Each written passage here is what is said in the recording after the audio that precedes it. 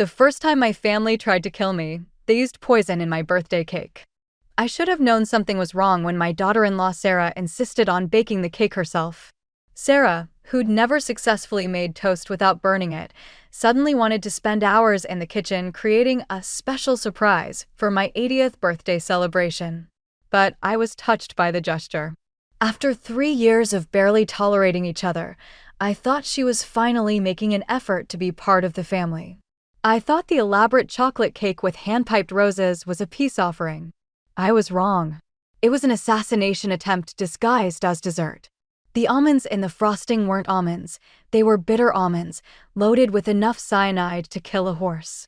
Sarah had researched natural poisons, learned that bitter almonds could be fatal in large doses, and calculated exactly how much to use based on my weight and age. What she hadn't calculated was that I'd been a chemistry teacher for 43 years and could smell cyanide from across the room. The moment she set that cake in front of me, with my 80 candles blazing and my entire family singing "Happy Birthday," I knew someone was trying to murder me. The distinctive bitter almond scent was unmistakable to anyone who'd spent decades teaching students about chemical compounds and their properties. "Make a wish, Grandma Iris," my granddaughter Emma called out. I made a wish, all right. I wished I'd raised a family that didn't want me dead. Instead of eating the cake, I pretended to feel suddenly ill and excused myself to the bathroom. There, I quietly called my neighbor Dorothy and asked her to contact poison control about bitter almond toxicity, just to confirm what I already knew. The poison control specialist was horrified. "Ma'am, the amount you're describing would be fatal within hours. If someone served you a cake with that concentration of cyanide compounds, they were trying to kill you." When I returned to the dining room, my family was sitting around the untouched cake, waiting for me to blow out my candles and take the first bite. "I'm sorry, everyone," I said, "but I'm too full from dinner. Could we save the cake for later?" The disappointment on their faces was profound. Not the disappointment of missing dessert, but the disappointment of a failed murder plot. That night, after everyone went home, I carefully scraped samples of the frosting into evidence bags and stored them in my freezer. If they were going to try to kill me, I was going to document it. Because I had a feeling this wouldn't be their last attempt. 3 months after the poison birthday cake, my son David decided to help me with home safety improvements. "Mom, these stairs are really dangerous," he said, examining the wooden staircase I'd been climbing safely for 37 years. "The railing is loose, and some of these steps are uneven. What if you fell? What if I fell? Such a convenient accident for someone hoping to inherit my house." "They seem fine to me, David. But at your age, a fall could be fatal. Let me fix this railing for you. Make everything safer." Safety. That's what he called it when he loosened every screw holding the banister to the wall, creating a death trap disguised as home improvement. I watched him work from the kitchen, noting how he positioned the loose screws just barely holding the railing in place. A casual lean against it would send someone tumbling down 14 hardwood steps to the tile floor below. "There," he said when he finished. "Much better. Just don't put too much weight on the railing until I can come back and install the new brackets." Don't put weight on the railing. The railing he deliberately sabotaged. That evening, I climbed the stairs using the wall for support instead of the railing. Once upstairs, I examined David's repairs with a flashlight and a screwdriver. Every screw had been loosened just enough to fail under pressure. The railing would hold for light contact but collapse completely if someone actually needed it for support, like an elderly woman losing her balance on steep stairs. I tightened every screw back to proper specification. Then did something David hadn't expected. I installed a security camera in the hallway, positioned to record anyone who might tamper with my stairs again.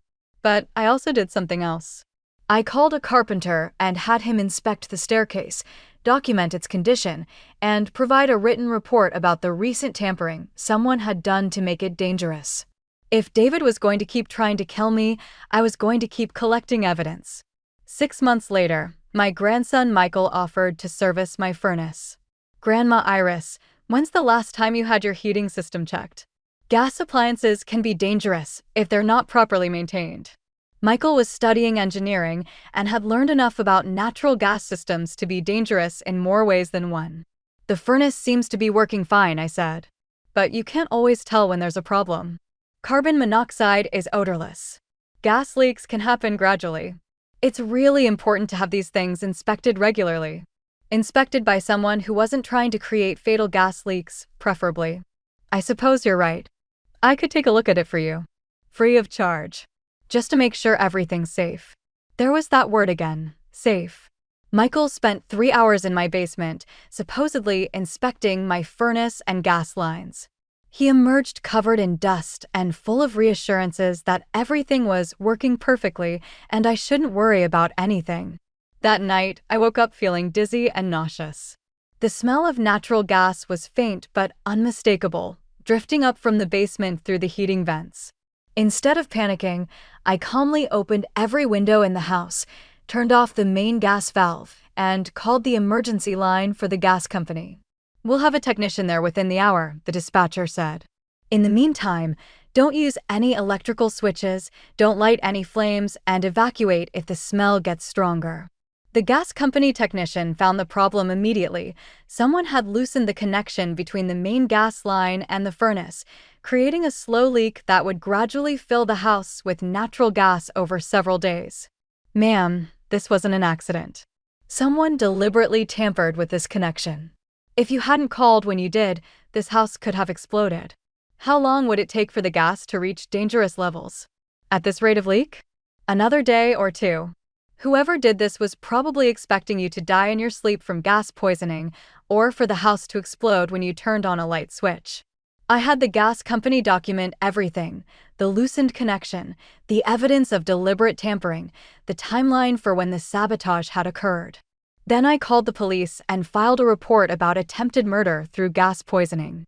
But I didn't confront Michael directly. Instead, I had a new gas detection system installed, complete with automatic shutoffs and 24-hour monitoring. If my family wanted to keep trying to kill me, I was going to make it increasingly difficult.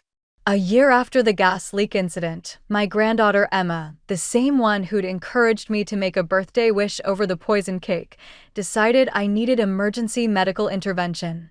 "Grandma Iris, I'm really worried about you. You've been acting strange lately. Confused, forgetful, maybe a little paranoid." Paranoid. The word every family uses when they're caught trying to harm elderly relatives. "I feel fine, Emma. But you called the gas company for no reason last year. You installed all those security cameras.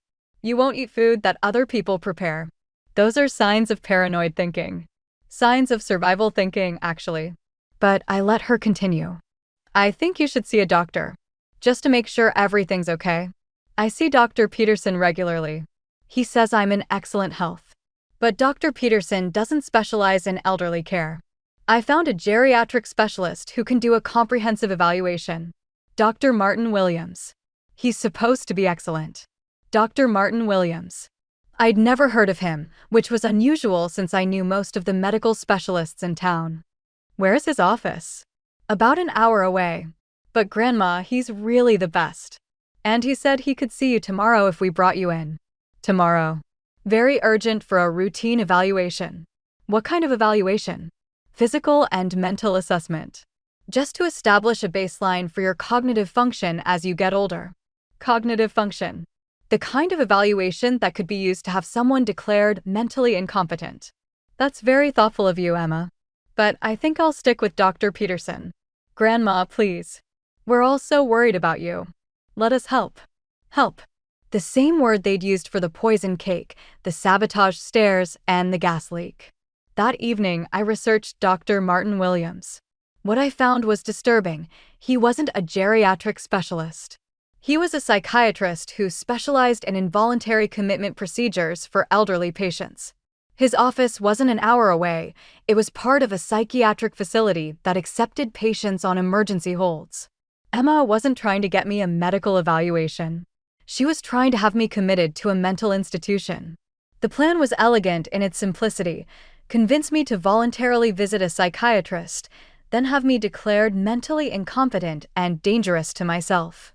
Once committed, I'd be sedated, isolated, and completely under their control while they accessed my assets and made decisions about my care. But Emma had made one crucial mistake. She'd underestimated my ability to research and verify information.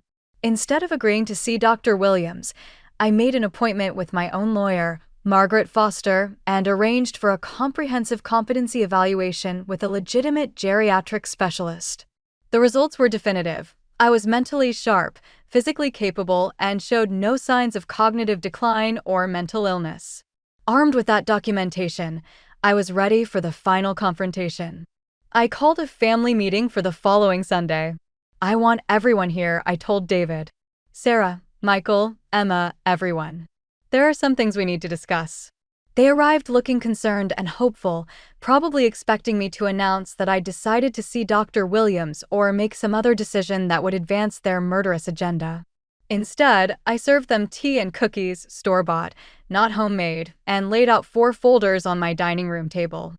"I wanted to share some interesting discoveries I've made over the past year," I said, opening the first folder.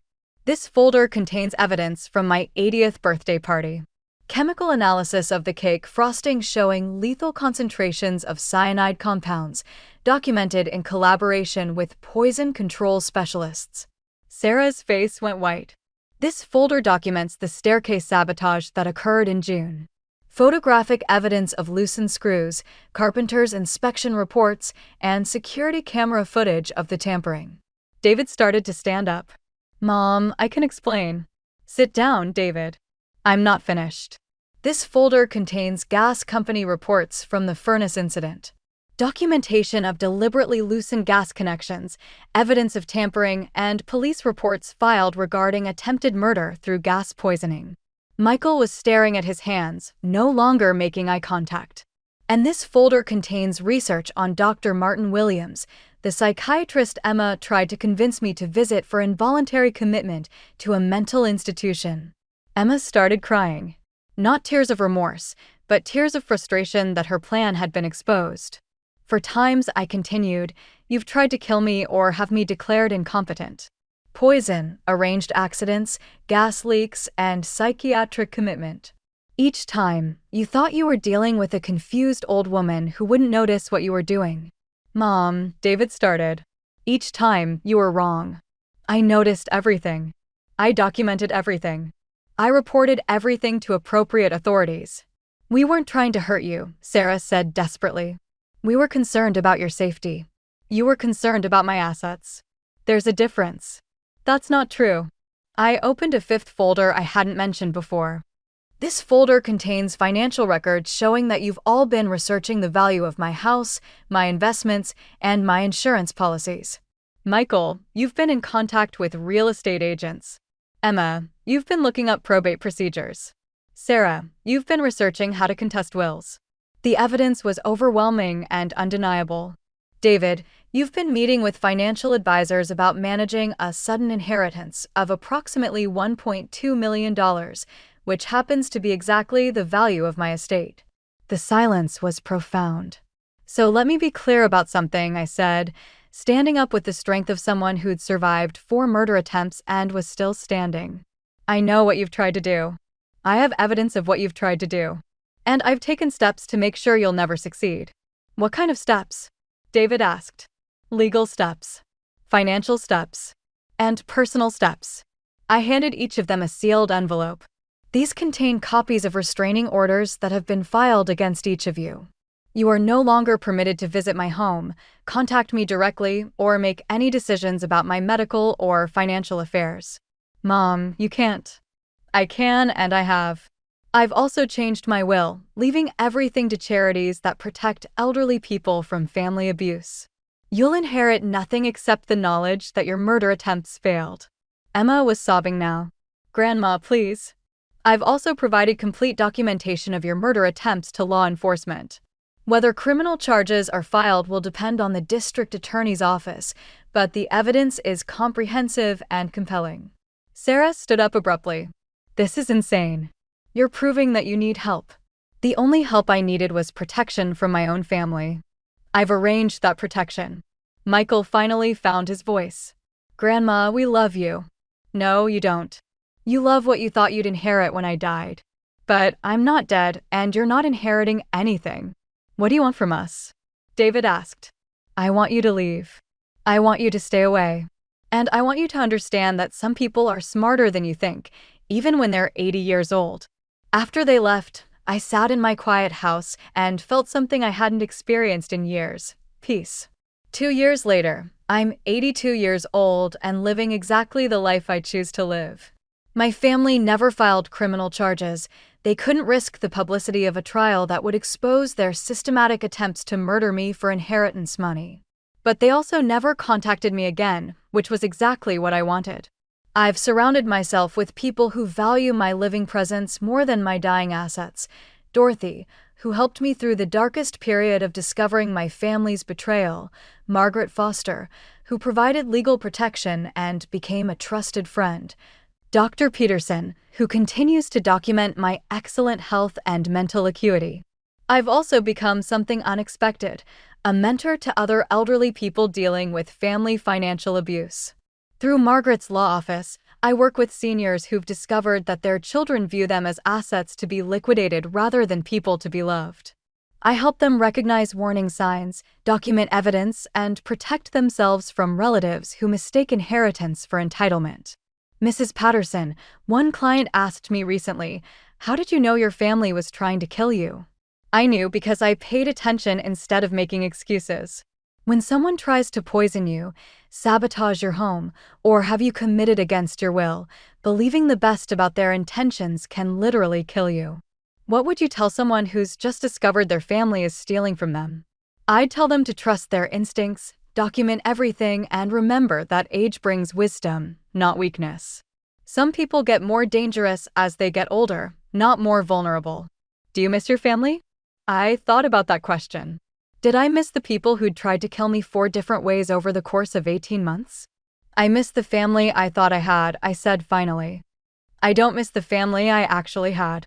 Because this is what I learned from surviving 4 murder attempts by my own relatives. Family isn't defined by DNA or shared history. It's defined by who celebrates your survival instead of planning your death, who protects your interests instead of calculating them, who values your presence more than your presence. My biological family failed every test of what family should be. But my chosen family, the people who helped me survive and thrive after discovering the truth, passed with flying colors. At 82, I'm healthier, wealthier, and happier than I've been in decades. Not because I inherited anything or won any prizes, but because I refused to be a victim and chose to be a survivor instead. Some victories are worth more than money. Some families are worth more than blood. And some women are worth more alive than dead, no matter what their relatives think. My name is Iris Patterson. I'm 82 years old. My family tried to kill me 4 times, and I outsmarted them every single time. If anyone else wants to try, they're welcome to attempt it. I'll be ready for them too.